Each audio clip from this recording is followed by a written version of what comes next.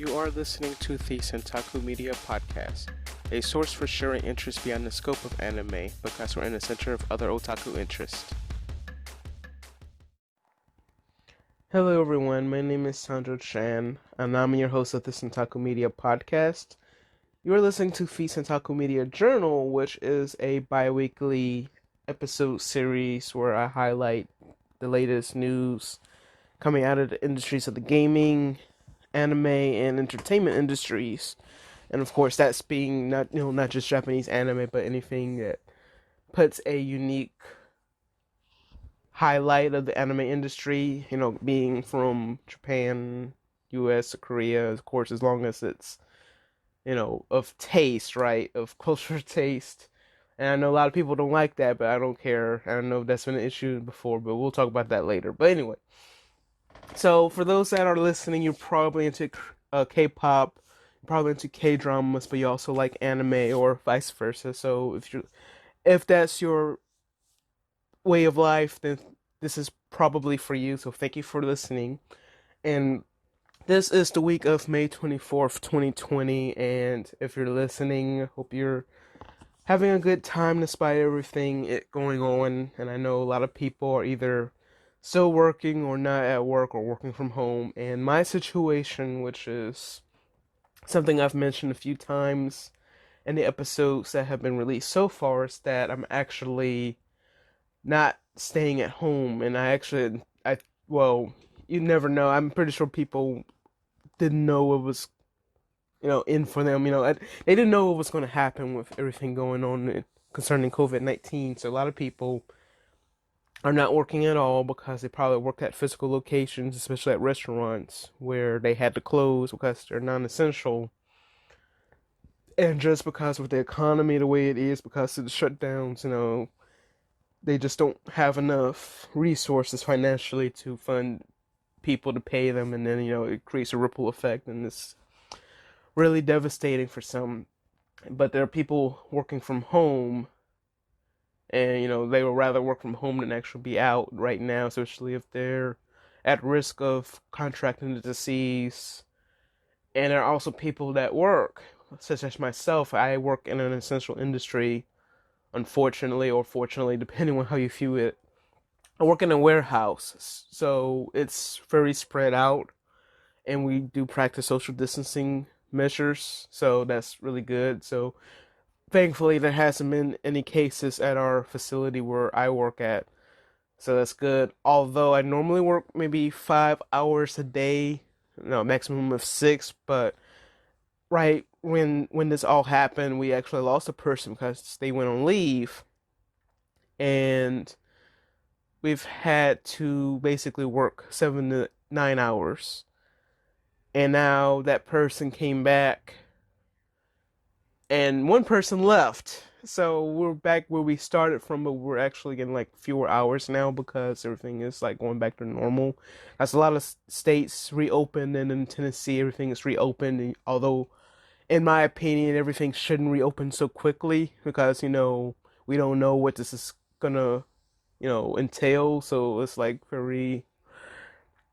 I'm very iffy about that, but I'm gonna stay at home. I think I'm done with cons for this year, unfortunately. And even though, actually, as of speaking, a MomoCon normally is this weekend, but instead they're actually having some of their panels and events online. So that's actually pretty good for those that love MomoCon so much that at least they get to enjoy it on the weekend of the actual con. But MomoCon is still on for next year, the same dates, the same Memorial Day weekend dates, like as always last for the past 4 or 5 years now. So I am looking forward to actually attending MomoCon again when everything is back to normal and not just compromised like everyone's talking about doing moving forward. Like, I mean, I'm sure that's going to be the way it is anyway, but still, considering how bad this was, it's just, you never know. So it's better to be safe than sorry. But also, as of recording this, this episode might be posted early or on time. I don't know yet, but I know the main episode may be posted a little early because I had a surge of motivation And actually, I've been stressed out for the last couple of weeks, and I know that's I guess because of the work it's getting to me. And basically, this past week I worked 7 days, so I'm like, yay, working 7 days without a break. So this is my first actual weekend and week and a half, I guess, because I also should have been off yesterday, but I was talked into working, and also the way it happened was actually like last minute. So, are you gonna work tomorrow? And I'm like, no, but I guess I have to, otherwise I'll feel bad. So I went ahead and got it over with. At least I got the hours I needed, because this might be the last time I'll be able to get as many hours as I've been getting, because we're actually getting help too, because the person that left, well, she didn't leave the company, she relocated, so, I hope things turn out better for her there than did here. I know it was for other reasons too that it was unavoidable, but it's for the better. It is in good spirits, so I will point that out. So it's not anything bad. But yeah, we're gonna get help and then some this upcoming week. So hopefully I'll be back to having my 5 hour days. And like if I have to stay, I have to stay. I just hope I actually get communicated properly, or like if I have to work another day, get like 72 hours notice. But it is what it is. Whatever. I don't care. At least I got it over with, and I'm here talking to y'all. This is what matters right now. I can get things off my mind and share it with you all. So that's all that matters right now. So yes, it's a Sunday morning. It's at 10 a.m. right now. Although it won't be by the time you hear this, but you can get an idea of where I am as far as productivity is concerned. Like it's also been a struggle. Like it's been a struggle and also not a struggle. And actually, yesterday, going back to MomoCon, talking about MomoCon or MomoCon Online, basically. Um, they had their cosplay showcase yesterday, and it was also their cosplay day, MomoCon cosplay day. And I'm thinking to myself, even though I'm not going to any cons this year, I still can't finish my costumes in time for something like that. So I'm like, oh well. Because I was working on a mystery cosplay, which I actually posted hints of on the Instagram account about a couple of months ago, but I made little progress on it. Like I made a huge progress on it. Actually, I made progress on it before I even posted like a hint of what I'm doing, but since I posted that, I made little progress on it. And I actually bought something for that costume like last week actually, but I never got the chance to actually, do what I wanted to do with it. So I'm like, oh well. So I missed out on that, but at least I'll have it for whenever it's ready. So like, if it's not for MomoCon, it'll be for something else, not just for con. So that'll be my motivation. So if I can like, actually, that might be a challenge, a personal challenge for me. And actually, it's weird because I don't like to reveal what I'm working on because it'd be a surprise for myself and everyone else. But if I can finish this costume by the end of June, then I will, be so happy. So we'll see. We'll see what happens. But anyway, enough about myself. I hope everyone else is doing okay. I hope, um, if, I know if everything reopening, pretty much, people are employed again or not employed, or if they just don't think it's worth it, and I totally understand. We're in this together, and even though, like, I'm an essential worker, I try to take care of myself the best I can, and I've been taking really good care of myself, so I hope everyone's doing the same too. So, and also by me starting this podcast, it also kind of helps me collect my thoughts of what I want to do next. So that's another reason why I went ahead and restarted the podcast, even though it's been 10 years since I attempted it. So, but I'll do things differently than I had planned before, because I think I barely got 2 episodes out the first time. So if you're listening to this, and thank you for staying, because there have been like at least several plays of the episodes already. So if you're listening from when you first heard one of the first episodes, and thank you for listening so far. But as enough about uh my boring life, let's talk about some anime and gaming and whatever else lurking around in the J-pop and K-pop industries that we missed out on. There's something you may have missed and something unique. So we're about to get into that, but first we have some messages. of the supporting nature, and if you're interested in them, I suggest you check out these messages. So stick around; it's gonna be a lot of fun.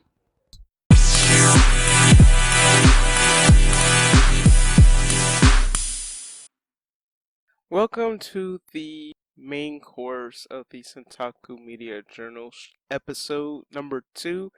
And of course, as we did in the first episode, the second episode will continue the new tradition of covering highlights from the industries of the anime, gaming, and entertainment world from Japan and Korea. So we're going to get on with the first segment of the segment, which is the anime news, which I'm sure that's what y'all have been waiting for. So for anime news this week, this is a feature that I'm actually working on every month on the Centaku Media blog, which you can check out on centakumedia.com, and that's a monthly recap of the episodes of Pokemon Twilight Wings. These are monthly episodes. They're roughly about 6 to 10 minutes long. They cover the adventures of the characters that appear in the Pokemon Sword and Shield series. These episodes come out the middle of every month, I guess like the 15th, the 17th of every month. I don't know if there's like a date in particular, but they're uploaded on the official Pokemon YouTube channels in Japanese and English. But the May episode, which would have been out 2 weeks ago, has been delayed until June 5th. So those I've been waiting for May's episode will have to wait a little longer. So actually, by the time this episode's released, it's not much longer away. So by the time the next episode comes out, I'll probably be able to, write about it and then share with you all. But for those that are just finding out about this anime, you can catch up by reading it on the Centaku Media blog at centakumedia.com. It's under the Channel Surfing series, which is a series on a blog where I cover anime series that catches my attention, but I haven't watched enough of it to warrant a review of the series. If it doesn't interest me as much, but I mean, it interests me, but also doesn't interest me as much to write a review on it, but I write it that, hey, this exists and this is what happened. So this is actually what I do with Pokemon Twilight Wings, but I highlighted all the episodes that aired so far, but the individual episodes I actually write about in a commentary series, which is basically it doesn't fall in a particular category, not really a channel surfing category, but just a recap of everything that happened. So if you look around the blog, you can tell how I'm doing my writing style. So that's kind of what I'm doing now, just to create, productivity for myself as far as writing content and just basically going back to my roots when I was blogging back in the day before I even actually launched Centaku. This was in 2006, almost 15 years ago. So, so anyway, I hope you enjoy it, and if you are interested in Pokemon Twilight Wings, you can catch it on the official Pokemon YouTube channel. So, they're in English, by the way. So if you're an English dub person, you can watch it, and it's free, of course. If it's on the YouTube channel, it's free. So, anyway, so Pokemon Twilight Wings delayed until June 5th. So, the next piece of news I have is of the announcement of Cardcaptor Sakura available on Netflix, which will be uploaded on June 1st. The Netflix account on Twitter announced that it will begin streaming the Cardcaptor Sakura anime in the US and Canada on June 1st. The company released a trailer for Cardcaptor Sakura on their Twitter channel, or Twitter account rather, but it's the Animax dub, which is apparently questionable by people that commented on the post, because it's basically Animax dub is for people who live in Southeast Asia. So instead of a Japanese being subtitled, I do dub it.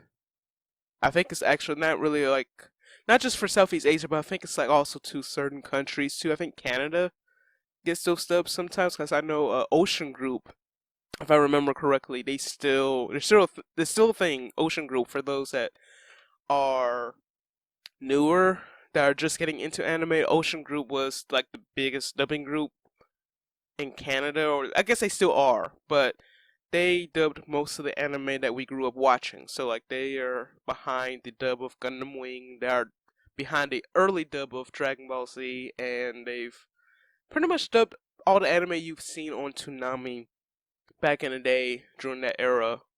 And I want to say that I think they also dubbed at least a part of. I don't know if they were initially involved with the Sailor Moon dub, but I know it was under Deke, so it might be different. But you get the idea. So they were like our go-to dubbing company. So they were dubbed in Canada, and I guess it was cheaper to have it dubbed in Canada than it was here. But a lot of the dubbed anime you hear now is either in-house in the US by Bang Zoom or Funimation. So yeah, times have changed, so you don't really hear much of Ocean Group anymore. I think there's still like a handful of dubs. I think the only exception is Inuyasha, although I fell out of love with Inuyasha. So that's another episode for another day about Inuyasha. Like I don't even know anything about Inuyasha anymore, so there might not ever be an episode. I'm sorry, but anyway.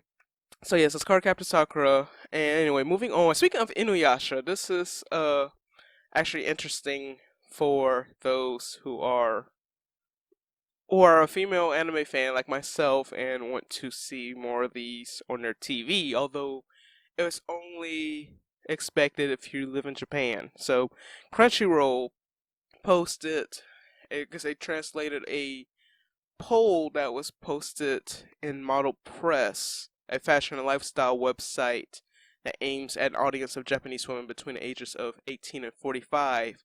They asked nearly 1,300 fans which anime series they like to see rebroadcast on Japanese television.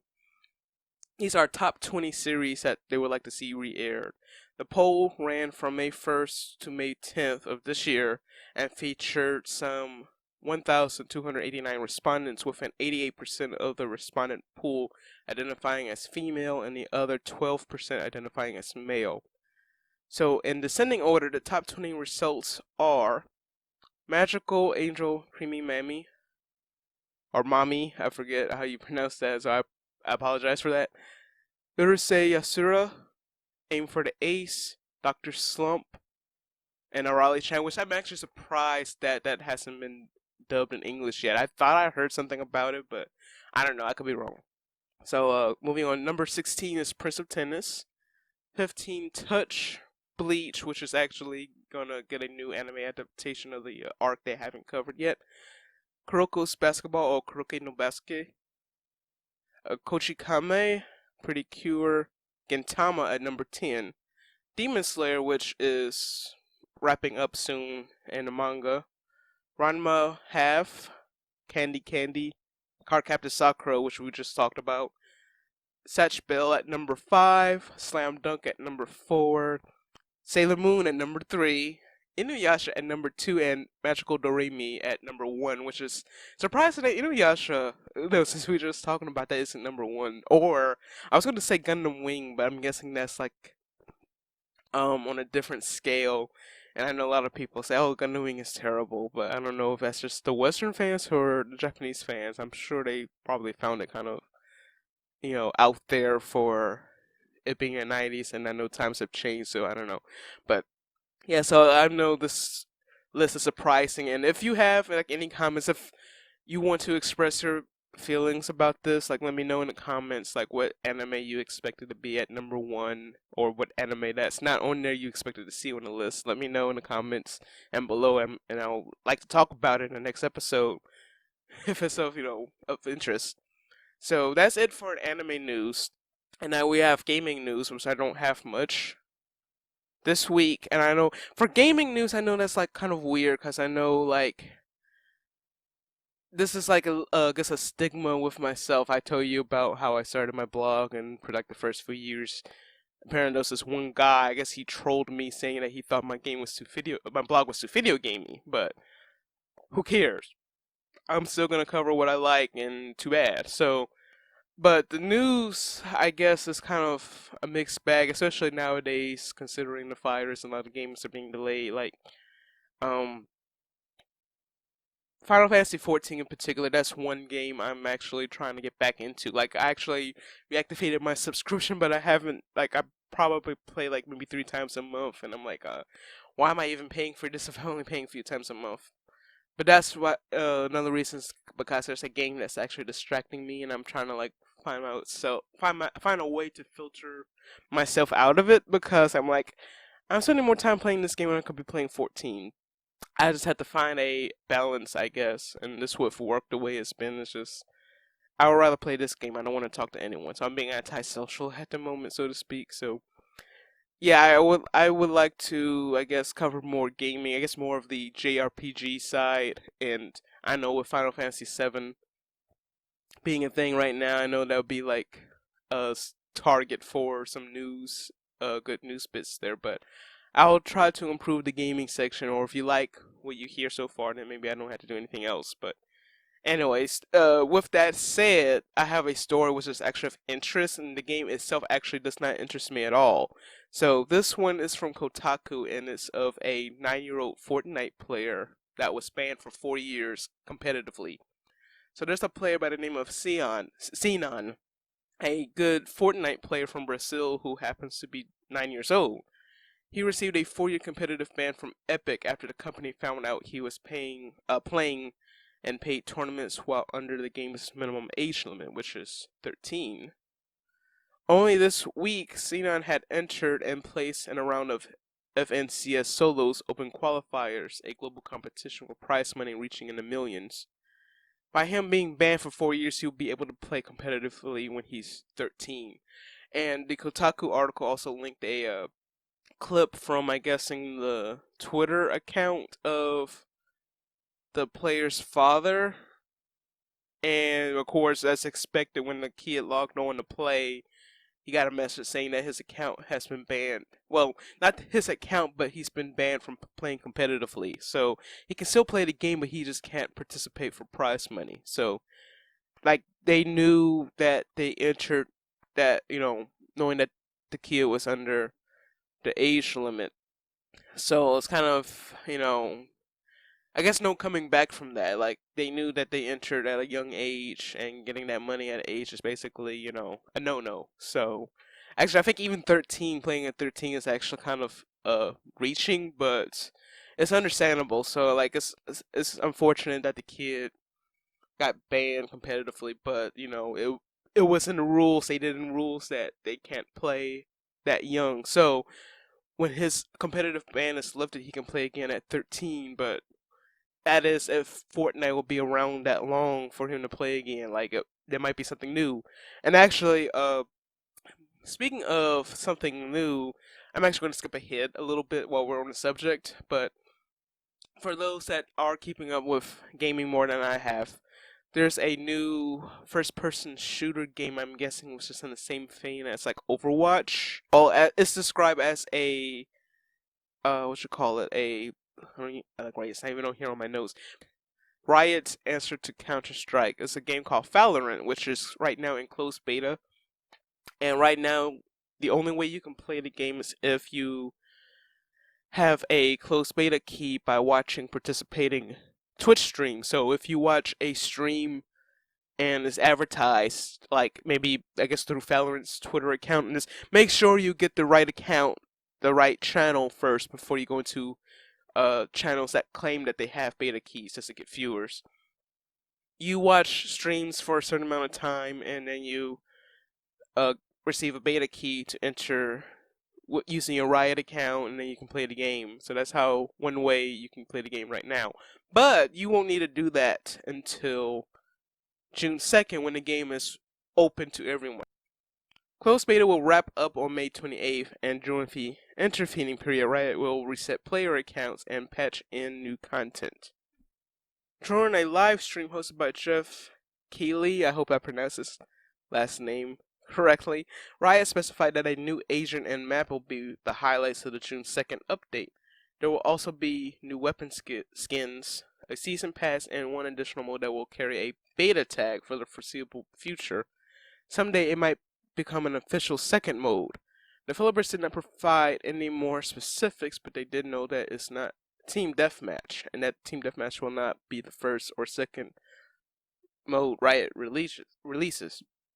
There's also a bunch of other information pertaining to the community. Of course, with the game, I guess, being big as it's becoming, of course, there's bound to be toxic behavior. And of course, I'm a advocate of anti-toxicity. So, of course, as with any online game, it's going to be a toxic community. And yes, I get that no matter how much I complain about it, it's still going to be toxic players, but we gotta document this like, hey, this is going on. So, like, what the heck? So, they're still addressing issues with that, and I think even with a staff member, there was like an article on Kotaku saying that even a Riot staff member had to deal with uh, toxic behavior, sexist behavior, and I guess during the game or whatever. But yeah, that's going to be a thing, and I'm glad they're doing something about it because they did ban at least close to 9,000 accounts, or it's over 9,000! Ooh, my voice cracked right there, and I hope it didn't peak where it would damage earphone users, but you get the idea. But yeah, so they banned a lot of accounts, so that's actually taking it very seriously. So I'm glad that they're doing that. And when the game releases, I'll probably give it a spin just to see how it is. Like I haven't played Overwatch in a while, and actually like I need to play soon because I think the anniversary event is underway. I think I'm like a week late of that. But I also tried Apex Legends, and it's just not my game. Like, it's like Fortnite, and I guess I don't have the patience for those kind of games, because if you die, you have to wait and restart, and it's only good if you're playing with the group, but even then, it's just, like, not worth it, because I guess I'm impatient, so it's just not my playstyle. Like, the idea is good, but it's like, oh, come on. But anyway, moving on. So, I skipped ahead of myself. That was actually the last post of the gaming segment, but this one is going to be the last one. So, who remembers Dance Dance Revolution? I do. So, Dance Dance Revolution is getting a PC version, or as they call it, Dance Dance Revolution V, and it's stated that Konami is launching this for a limited time. The Dance Dance Revolution Games official Twitter account announced last Thursday that it will launch. Well, Thursday, I guess. I forgot when this was actually. It was posted on the 19th. So last Thursday, from the 19th, they will launch a Dance Dance Revolution V, which is not 5, I don't think, because yeah, that's fifth mix. That was released years ago. They released Dance Dance Revolution V on PC. The Japanese version has launched an open alpha test with 15 songs. Although the alpha test will only last for a limited amount of time, it has not yet been determined how long the service will last. And of course, for those that keep up with Konami, I mean, I'm pretty sure there's a small percentage of people that still keep up with Konami news because, Konami hasn't been the greatest game company in the past about 3 or 4 years, considering what happened with Hideo Kojima and all that. And I think it's just their business practice in general has been iffy for the past decade. But they normally have their services last for like maybe 2, 3 years or maybe a year at that.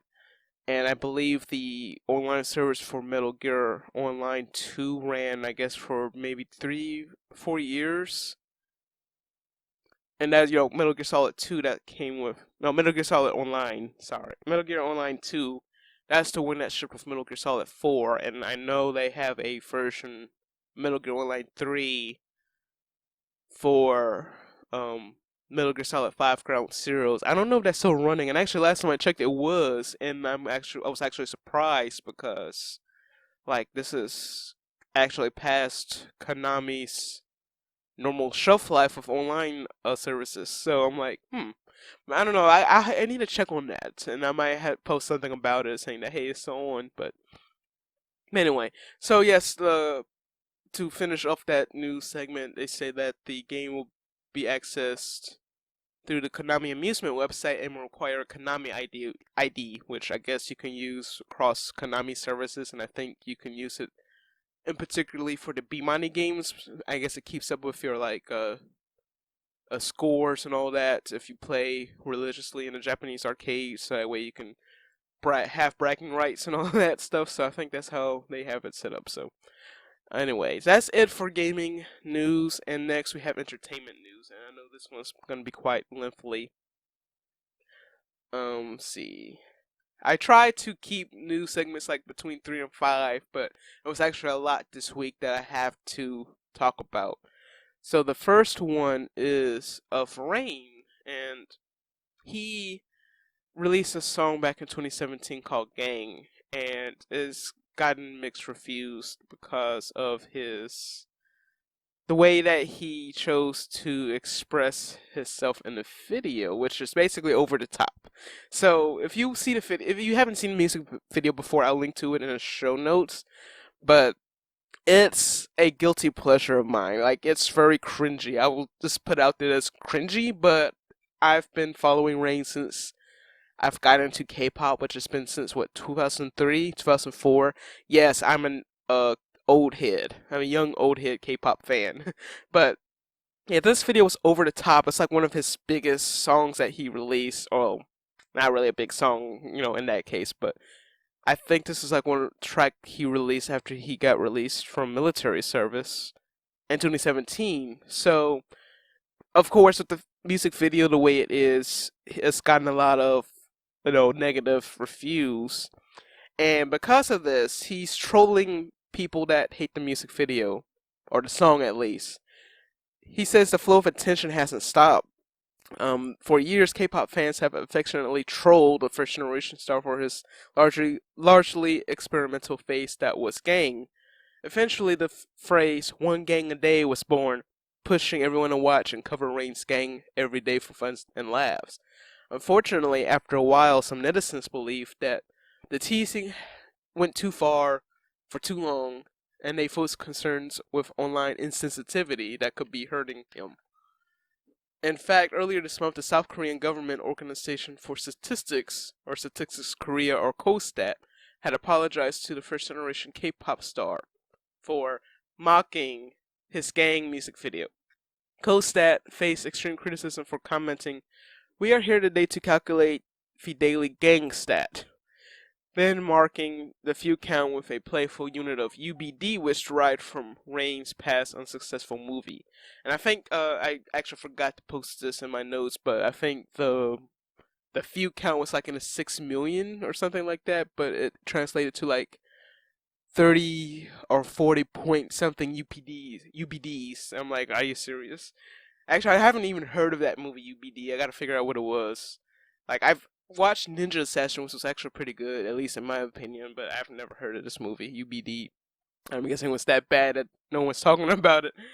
On May 14th, however, Rain appeared in a trailer for the upcoming episode of Hang Out With You and hushed all trolls and concerns as he reacted to his Gang controversy with 200% humor. The trailer captured Rain cheekily commenting, "One gang a day is not enough. You have to gang after breakfast, gang after lunch, gang after dinner. Don't even talk to me about gang unless you can do 3 gangs a day." So that is an awesome clapback on his part. So I'm glad that he has that sense of humor to shoot back at him. Actually, I guess he still has that style from the early 2000s, and I'm guessing just portraying it as he did with whatever that was going on in the music video is basically a reflection of that era. And people, like, everything is like so edgy and new retro right now, so I'm guessing he's just going back then, but I'm guessing you can't do, I mean, going back to that era rather when he debuted, but it's really hard to do with 2000s media, but you can only pull off new retro with 80s and 90s media, I guess. So I don't know, but I guess it's just Rain, so I'm actually glad that he shot back at the haters of his video. I'm glad that he's not embarrassed by it. But anyway, I'm looking forward to seeing what else he has new as far as music. I know he's been like releasing digital singles here and there, but I really like to see a full album release soon. I know he's like doing other things as a married man too, so looking forward to seeing more from him. And that was actually really fun to read about him. So anyway, moving on to entertainment news, we have Ken Hirai, who released his music videos on his YouTube channel celebrating his 25th anniversary. He made his debut with his single Precious Drunk in 1995, and he's released 34 music videos on the channel, spanning from Precious Drunk to his May 2011 single Itoshi Ki Hibiyo. He released his 20th anniversary concert on the channel as well, and also his discography. I think for the most part, his discography is also available on Spotify and Apple Music. And this is important, it's also available outside of Japan. So if you have a US Spotify account, hit him up, fam. So that's I'm an advocate of trying to like get more. I guess a personal advocate of trying to get more Japanese music on Spotify and just on digital music sites in general. But with the Japanese entertainment and music industry the way it is, it's really hard to do. So also this. Speaking of which, there's a caveat with this music video. So as far as I know, there's no like set date for like anything concerning the music availability on Spotify and Apple Music, but they mentioned that his music videos will be available until the end of June, and his concert will be up until the end of December. So if you're interested in checking out his music videos, you have until the end of June, which is about a month, I guess, from whenever you listen to this episode, or if you listen to it afterwards. Well, it's too late, it's gone. But one song by Ken Hirai I recommend is Pop Star. That was like one of my favorite songs of his, and I think it was from 2005. It's that long ago. That's how long I've been into K-pop. Oh, J-pop rather. Actually, I fell out of J-pop because of K-pop, and actually I was trying to a balance between both of them, but it didn't work out the way I expected. But yes, check out Pop Star on Spotify, and I'm pretty sure the music video is up for it. And there was one other song by him too, but I forget. It's been so long since I've listened to it. But Pop Star is one of my favorite ones by him, so I recommend checking that out. And be sure to check out his other videos before they go away, or if you miss his videos, it's also Spotify if they're still up past June. So anyway, uh, oh, so remember last week when I was talking about a man from Daegu who went to a bar in Busan and he was diagnosed with COVID-19, but he didn't infect anyone? Well, this is more serious though. So, well, it's serious but not so serious, but you get the idea when I explain. So, there have been a few K-pop idols that were exposed, not exposed to the virus, but they were revealed to have gone to clubs in Itaewon during the outbreak of COVID-19. So you might have heard you might have heard that there's been an uptick in cases in South Korea with the COVID-19 because Daegu was the epicenter of it originally, but now it's been a spike in cases, in particular in Itaewon, and a lot of people that I guess knowingly had the virus they attended Itaewon, and there's been like a sizable outbreak there. And one of the people that attended one of these clubs in Itaewon is K-pop idols, and there are Jungkook from BTS, Mingyu from 17, Jaehoon from NCT, and Cha Eunwoo from Astro. They spent a night out in the neighborhood of Itaewon where the resurgence of COVID-19 began, and according to Dispatch, the four idols hung out in a restaurant and two bars in the neighborhood of Itaewon in the evening of April 25th until dawn on April 26th. The aforementioned confirmed patient visited clubs in the area on May 2nd and tested positive on the 6th of May.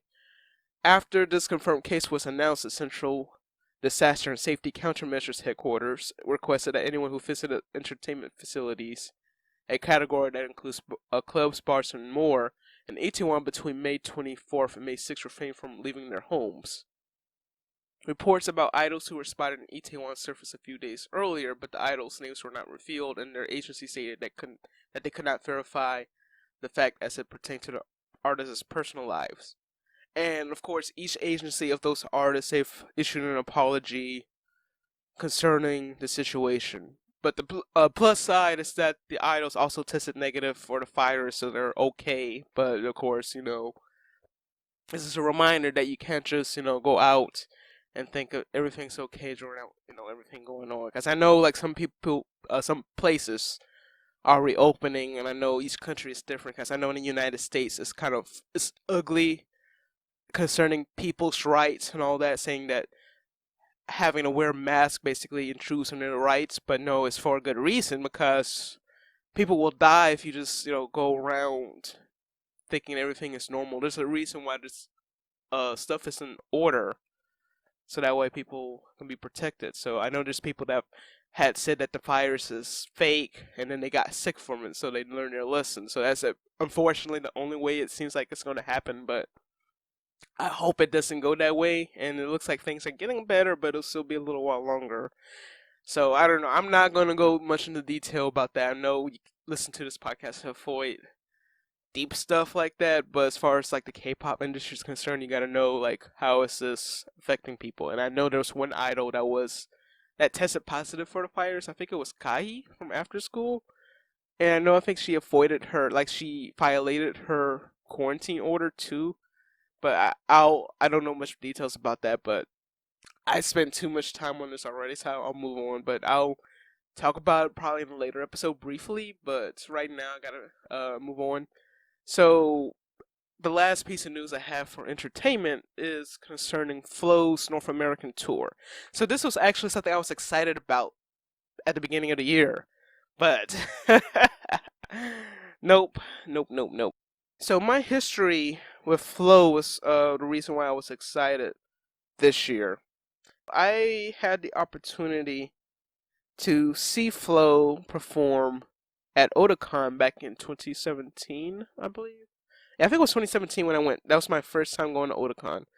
So they performed, and also I think it was TM Revolution. I got the chance to see TM Revolution in the Jam Project, but Flow, I was debating whether to get tickets to see them because it was like $30, which wasn't bad.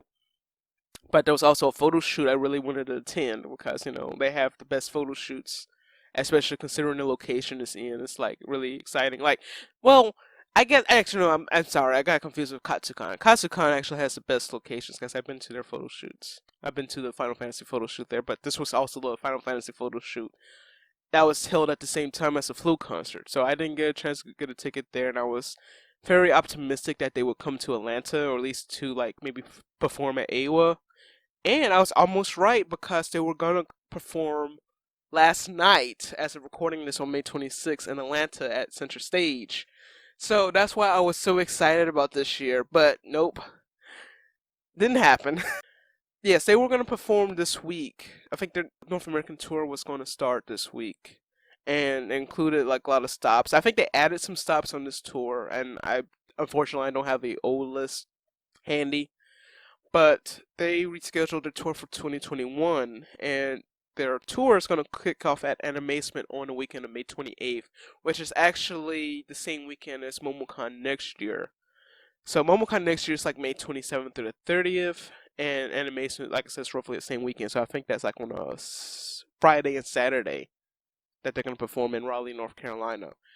On June 1st, they're going to perform in Atlanta at Center Stage, basically picking up where they left off from when they could have performed. So that's like a 5-day difference of when they could have performed this year. But also it puts me in the same time frame as MomoCon because my point was going to MomoCon and staying an extra day in Atlanta just to see Flo perform. So that's the way it was gonna play out. Also, BTS was the weekend before. So I'm like, so I'm gonna be spending a week in Atlanta. I just want pretty much to stay in Atlanta until all this is over with. I mean, as far as the concerts and the cons and stuff like that, not the virus, but I can't even do that. So I'm not complaining. I actually didn't get tickets for Flo. I was going to get tickets for Flow, and then all this happened. I'm like, well, I guess I don't feel so bad about not buying it right away. But I'm sure those that bought tickets for the initial concerts, they are being held. And I'm sure if you need a refund, you have to fight Ticketmaster for it. But like my BTS concert tickets, they've postponed it, but they haven't offered refunds yet. But I'm going to wait just to see how this plays out, and if it's during a time where I can attend, I'm gonna try to get it. And plus, I got insurance on it too, so that's good. But anyway, for Flow, yeah. So moving on to more of their dates. So June 1st in Atlanta, which is their rescheduled date for Atlanta. On June 3rd, they're gonna be performing at Houston at the White Oak Music Hall. June 4th in Dallas at Canton Hall. June 7th at Anaheim at the City National Grove of Anaheim. June 8th at San Jose at the Center of Performing Arts. June 10th in Vancouver at the Folk Theatre. June 12th, Toronto at the Phoenix Concert Theatre. June 14th in New York at the Sony Hall, June 16th at Washington D.C. at State Theater, June 18th in Monterrey, Mexico at Foro Didi, and Mexico City on June 19th at the Foro Indie Rock Hall, I guess is what they call it. But yeah, so for those that were looking forward to seeing Flo perform this year, they have a chance to do it next year. So if you're interested, now's the time to keep your schedule open for next end of May, June, next June. So that's it for the entertainment section for the time being. And to finish off our Centaku Media episode, we have offbeat news, which is a little different. So I had some like interesting news bits that don't fall into category with the main segments of anime and gaming and entertainment. They still fall to that category, but I think this warrants a section of its own. For our first article of the offbeats, we have a cat cafe in Korea with a unique theme, and this one is where the cats are named after members of EXO. In the heart of Soul Lives, and I'm probably going to butcher part of this, Sanjo-chan Goyongi, which means cat in the box, cafe. This particular cafe not only serves up tasty treats, but it's also home to plenty of adorable cats, including 9 superstar felines who are named after the EXO members. Located in Insandong, the Cat in the Box is definitely one of the most unique cafes around. And also, for those that are visiting, they cater to, well, not just Koreans, but they also cater to those who are visiting from out of the country. So they have the bios of the cats in Korean and English, and they have of course, like with the cats named after the members, they have the breeds listed and their birthdays, and I'm guessing their blood types, if I remember correctly from the post. But yeah, this is like the way they have the information of the members plastered all over the place. It's like that with this cat cafe, so it's actually really cute. And I would have liked to have seen that if the timing was just right. But I'm guessing they just opened recently, so if you happen to, I mean, I'm hoping they stay open long enough for those who are out of the country to check out. So that'd be fun to check out. And for that next news piece, this one is almost, I guess it hits close, not really close to home to the last article I talked about in the first episode of the journal, but this is in Japan, and where I was talking about a man in Daegu in Korea that was positive for COVID. He went to a bar in Busan, and he put a lot of people at risk, but he actually apparently got away with it. Like he was contaminated. Well, he was tested positive, but apparently he didn't infect anyone, so everyone tested negative. So like that was surprising. But now this one's totally different. So this one is a man in Japan. He got in trouble for lying that he had COVID-19 just so he can have more time to pay on his rent. Let's get to more details of the story. So it says from the Kotaku article, in Yokohama, a 25-year-old man was late on his rent to the tune of 160,000 yen, which is roughly $1,500. The apartment's management couldn't get in touch with the resident and asked police to check on him. When the police arrived, he told a lie because he wasn't making any money selling, get this, in-game items. That was his only form of income, was selling items, or what I guess what they call RTM, real money trading, basically. According to a post on Life Door and Open Yokohama, the man falsely told police that he was self-quarantining because he worked in a hospital where he was running tests and where he caught the novel coronavirus. As a preventative measure, the officer who responded to the call had to self-isolate. The police box where the officer worked, picture above in the article when you see it, had to be disinfected and required protective clothing to prevent infection. The man was charged with interfering with police business. The man's source of income was selling game items, like I mentioned. such as leveled up characters or in-game items. But when more people started staying home, everyone had more time to play games and no longer wanted to buy his goods. The man said with people staying home, the number of them playing games increased from around March. I started to see a decline in work. And he was making about 100,000 yen, which is like $930 to 150,000 yen, which is about $1,400, selling his items in the game. He didn't have money, he couldn't pay his rent, so he decided to use the biggest thing that everyone's talking about that's affecting people and their livelihood. So yeah, that's really low to do. Okay, first of all, if he's selling that much money, like like, I don't know how it is in Japan compared to the U.S. Because in the U.S. we have this issue of people, like if you're making enough money, you make enough money, but you also at the end of the day you have enough to take care of yourself. So basically, you pay for like electricity, food, any other kind of bills, and you barely have enough for yourself. So like I'm guessing he was getting around. I don't know what his situation was before all this happened, but basically he made just enough rent and games, and then he probably only had like maybe $50 at the end of the week. So I'm like, how? But then also selling game items is illegal. So like big games like Final Fantasy 14, just WoW, and pretty much every mainstream MMORPG, they don't condone that kind of behavior. So like he was really lucky up until now. So I don't know what to say about that, but I'm sorry that he's in this situation, but also terrible. Like, how dare you use this situation for trying to get out of paying rent? So it's just, yeah, it's not a good look for him. So, but anyway, speaking of social distancing and preventative measures from the coronavirus, so this last piece I have is of a cafe in, I believe it's in the Ikebukuro neighborhood.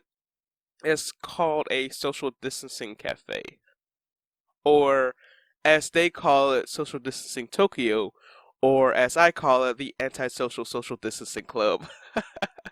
So basically, the cafe, when it was announced, when they enter the cafe, they need to use hand sanitizer and submit to what they call a mask check. Talking is not allowed unless you are in the Zoom room. Tables are spaced 2 meters apart, and then there's free Wi-Fi, TV, and electrical outlets.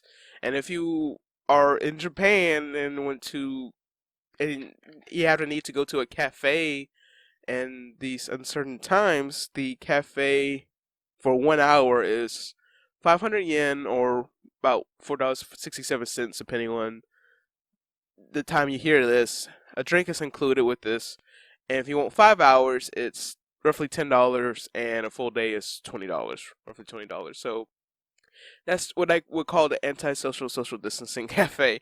That's why if you're paying attention to the subtitle of this episode, I named the story Antisocial Social Distancing Cafe. Because there's this brand, I don't know how to describe it, but it's called the Antisocial Social Club. And I thought it was really interesting when I first heard about it. I'm like, hmm. So basically, it's like Supreme. So if you see everything going around that has Supreme on it, chances are you'll probably run into someone wearing something that says Antisocial Social Club. But I'm sure out there somewhere, someone is probably making a shirt that says Antisocial Social Distancing Club. So I'll probably need to get my hands on that. I'm sure there's probably like a Redbubble or Etsy somewhere that probably sells that. If not, I probably should get on that bandwagon. But I got enough issues as it is, so I think I'm good as far as trying to make profit right now. But anyway, never mind what I just said, but you get the idea. So I thought it was kind of cute. But anyway, that's all of the news I have for this episode. And this episode was a little, I guess, what you would call rough, because this is probably recorded in a span of 3 days, and I was hoping to get it out in a decent time. But at least it's out. That's all that matters. So thank you for listening, and stay tuned for my outro segment where I have any other messages to say that I might have forgot to say during the main recording. And also, if you're listening to this, it's also the first full episode of the Centaku Media Podcast. But I'll talk about it more right after these messages.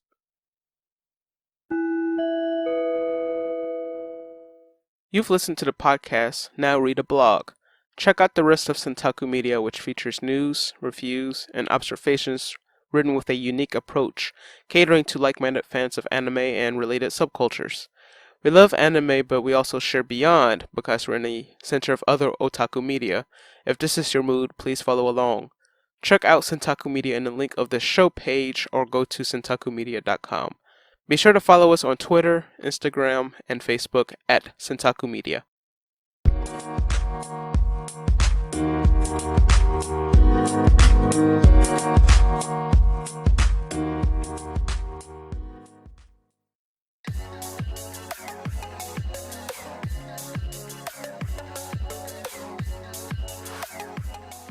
Alright, welcome back to the Centaku Journal, episode 2, and with this segment brings another episode to an end.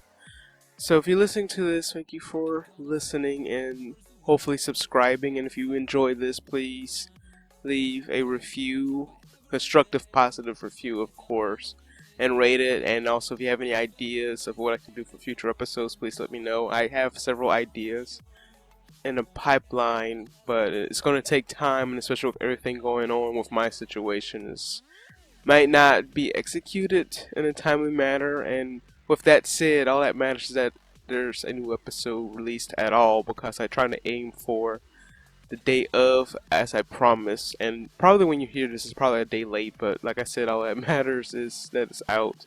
I might have said that I try to release this episode earlier, which I actually did for the first official episode of the Centaku Media Podcast, which is about South Korea. So if you haven't listened to it already, it's already up. It's the previous episode, so let's give that a listen after you finish listening to this. The next episode of the Centaku Media Journal is due around June 10th, so look forward to that. And the third episode of the Centaku Media Podcast is due on the 24th, as well as the fourth episode of the Centaku Media Journal, which is also the 24th. Centaku Media Journals every 2 weeks, the regular episodes every month, last Wednesday of the month. So I have the topic for the third episode in mind, but I'm not going to say what it's about. Just to give everyone a surprise, and it's a selective topic, so the topic of the episode might not interest you, but I hope you listen in anyway. And it's actually a rehash of something I did, I attempted on YouTube about a few years ago, but it didn't work out the way I wanted it. I mean, it actually kind of did work out, but I couldn't keep up with it. So I'm thinking I'm just gonna take this opportunity using a podcast platform and just, I guess, bring it in to a means or whatever, how that saying goes. So look forward to it. And as always, you can follow Centaku Media on Instagram, Facebook, and Twitter, which is under @Centaku Media. And also you can subscribe, speaking of YouTube, on YouTube, which is Centaku-chan, which is basically Centaku channel when you think about it. And also, it's also on Twitch too, Centaku-chan on Twitch. Although I haven't streamed anything lately, but I am planning on streaming something in the near future. But just stay tuned for any details.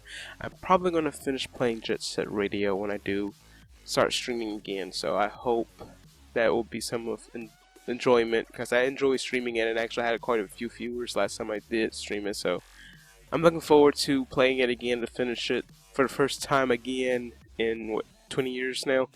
So anyway, thank you for listening, and again, if you like this episode, give it a review, share it with your friends to tell them that, hey, I found another podcast that looks like it could be a potential for their regular listening rotation. So thank you once more for listening, and I will see you very soon.